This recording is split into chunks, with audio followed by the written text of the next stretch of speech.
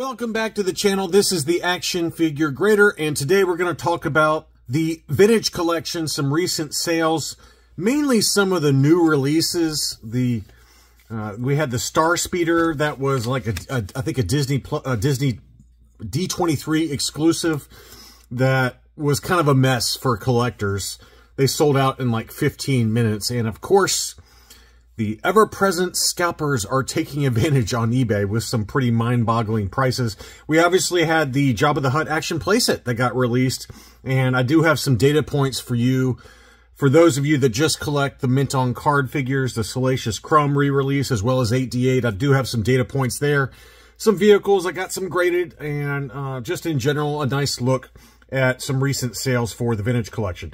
I have a bunch of shout-outs I have to give because I've been out of town for a week or so, and I just haven't had a chance to recognize several folks. So first, I have two new Patreons, Timothy Floyd and Rick Picardo. Thank you so much for becoming Patreon members.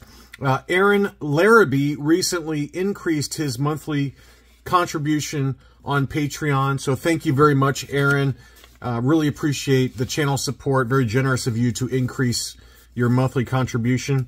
And then also I did have two YouTube supers from my What to Buy video over a week ago. I obviously missed last week since I was out of town. But Gary Wallace and Trilogy Hunter 77, they are both longtime, very generous supporters of the channel. Very much appreciate the YouTube supers and everyone else's generosity for supporting the channel. Okay, that's enough intro, but I just wanted to recognize some folks for helping out the channel. But let's go ahead and take a look at some recent sales. Power Droid is back. I didn't include all of his sales, but I wanted to show this one.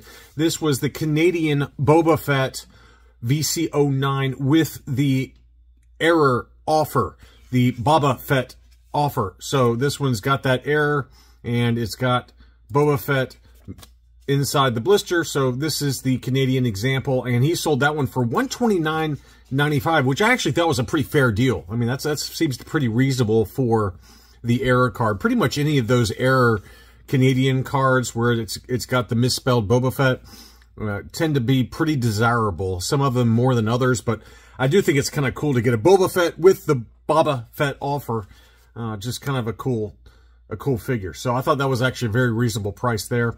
Here was another good deal. This one was the clear lightsaber version of VC44 Luke Dagobah. This was an unpunched US card, but you can see very clearly there, this is the lighter blue transparent saber. Card looked to be in pretty good shape overall. I didn't see any issues with it. But that one sold for $100. So that's another one that's come down. We've talked about recently in these market updates, figures that are on the way up and figures that are on the way down, and it seems like Luke Dagobah Landing is on the way down a little bit. The same thing can be said for Jango Fett. Jango Fett's another one that's kind of dropped here recently to more reasonable prices. Oddball is another one that's kind of come back down, the AT-RT driver. So if there's some holes in your TVC10 collection, just kind of check out recent sales and try to plan accordingly. Ora Sing, this was an unpunched US card. That one sold for $104. This seller had two available. One of them did sell. One of them still available. That one did look pretty clean overall for VC73 Ora Sing. I still can never get over how big that how big that blister is, but that is what it is. So pretty fair deal on that one. That one seemed a pretty fair price. VC112 Sand Trooper. Now this one was a punched example, so just keep that in mind. But this is the VC112, very desirable Dirty Paint Apps Sand Trooper on the US card. That one sold for $100, and you could probably close to double that price for unpunched examples. Maybe more like $175 would be a good target if you're looking for an unpunched example. But I have seen them even recently hit as high as $200 for the VC112 Sand Trooper unpunched. All right, on to the Jabba the Hutt action playset, and they are finally hitting resellers' hands.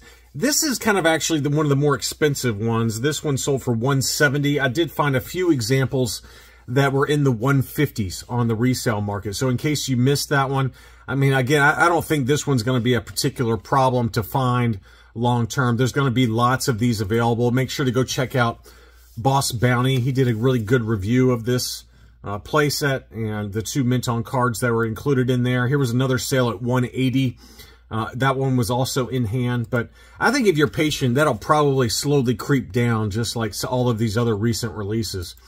Salacious Crumb from the box set. You know, this is obviously the reissue, and here's what the back of the card looks like, which I had not seen yet, but this is kind of a bright white version of VC66A is how they label that one, and that one sold for $90.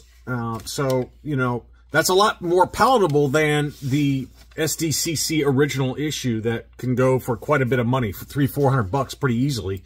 Here was another one that sold for $97. So it seemed like the prices is settled out, at least short term, around that $90 mark. And again, I think that's another number that's going to continue to drop. And for those of you that own the original issue, I'm curious to see how that one holds up. I know it's a totally different item, and that it's from a very desirable SDCC box set, so maybe it holds up in value somewhat, but I've got to believe it's going to drop, just like all the other reissues have caused the original to drop, like Ahsoka, like the Republic Trooper, and you name it. But it just seems like in general the originals do drop in price, so that will be interesting to see. 8D8 and the Salacious Crumb. So here's are the 2 pack-ins together, VC325.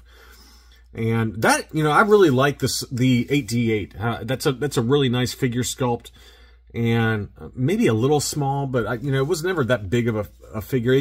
I feel like in that scene though, the 8D8, it is kind of a diminutive kind of figure. So I'm sure that they've tried to scale it in correct proportion to maybe some of the other droids out there.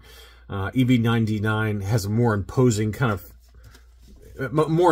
viewpoint from those scenes in the Return of the Jedi, but 8D8 was just kind of a, you know, it's a little smaller if you compare it to the power droid that he's torturing there. So anyway, I really like the figure and the card back. It's a nice sharp image there. So for the 2 of them together, this sold for $120, but at least you're getting an idea of the condition of the card backs, and it looks like these are not really suffering from pack-in issues like maybe some of the others, like Antok Merrick from that Target exclusive X-Wing. These look like out of the box. They're very, very mint. But do you spend $120 for just these 2, or do you spend $150 to $160 to $170 for the entire box set and then roll the dice to make sure that they weren't damaged inside packing?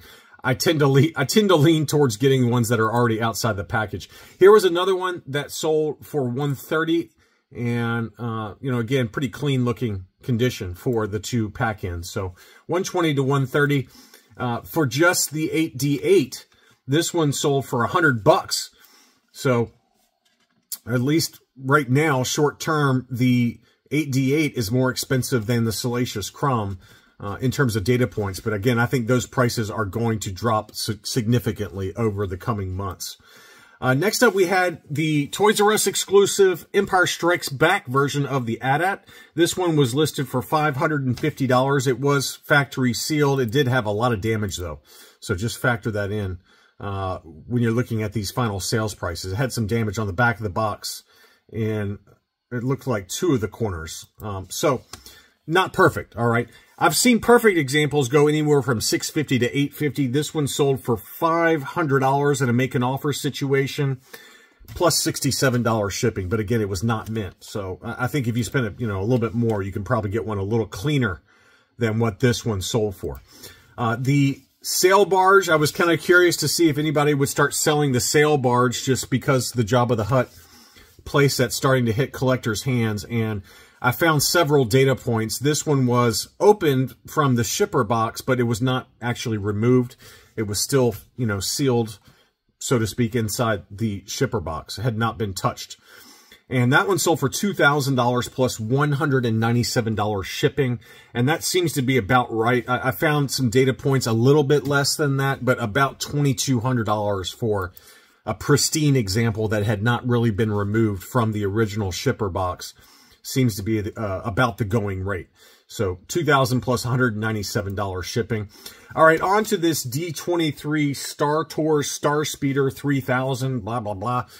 This one was kind of a unfortunate rollout, which does tend to happen. And online, you know, apparently collectors on Facebook were talking about this, and they were shut out. I mean, they sold out in like 15 minutes. So now all the scalpers, of course, are making their big bucks. I think it was $300 on Disney's website when it was originally listed, and here's what they're going for now. So when it was first once it got into collectors' hands, again, they were $300 originally.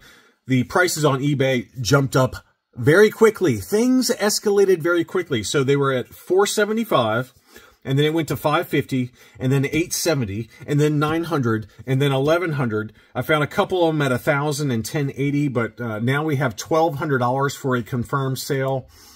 This one was listed for $999 or $1,000.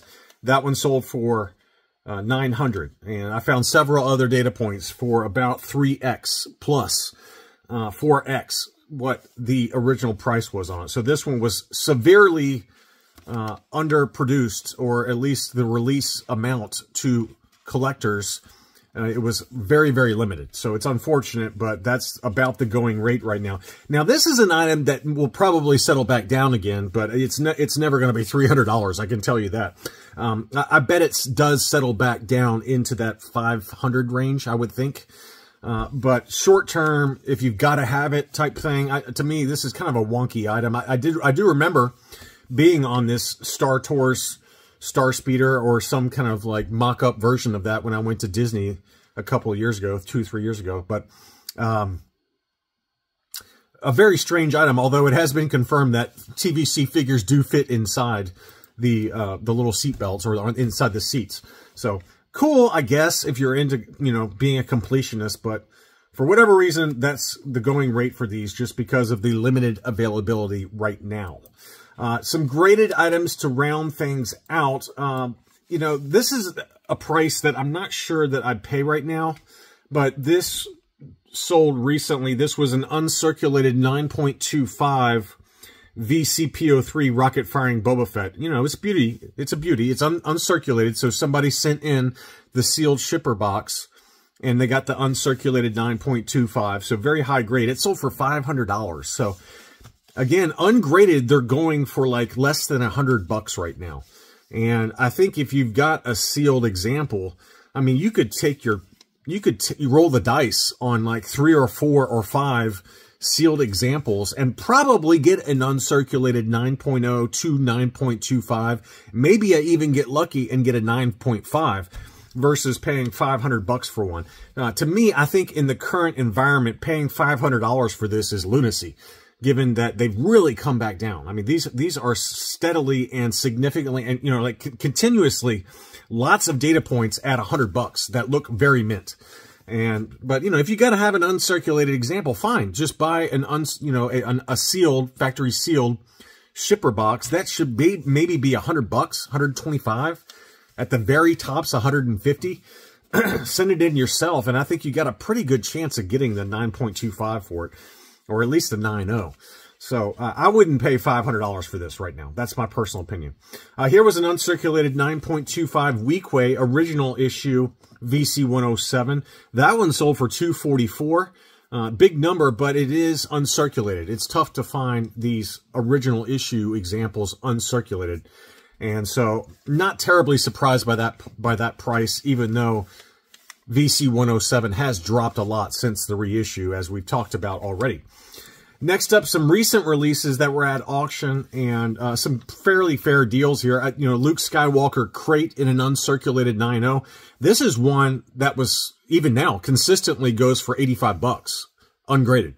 So I thought this was a really good deal at $93.65, free shipping. You get an uncirculated 9.0 gold level Luke crate. This is one that was kind of short packed, apparently, and consistently is anywhere from $65 to $85. For a while there, they were over $100, or at least close to $100. So that was a good deal at for a 9.0 uncirculated example. Same seller had an uncirculated R2D2 on the Star Wars card. That one sold for $102.50. A little surprised that one sold for more than the Luke Skywalker crate, but you know, this is what Disney reaps when it comes to the sequel trilogy, is that even the fairly hard to find sequel trilogy card backs are dropping again in price. But the classics are always in demand, and this R2D2 did sell for $102.50. K2SO, it's also come out recently that this one is going to appear on an Andor card back. So very excited about Andor Season 2. I love Season 1, probably some of the best Star Wars content that has been released by Disney to date. You know, I'd say Rogue One, the film, but Andor Season 1 was top-notch. I know some people didn't like it. I personally loved it. So there is going to be a K2SO on the Andor card back. I'm sure you guys are all aware of this already.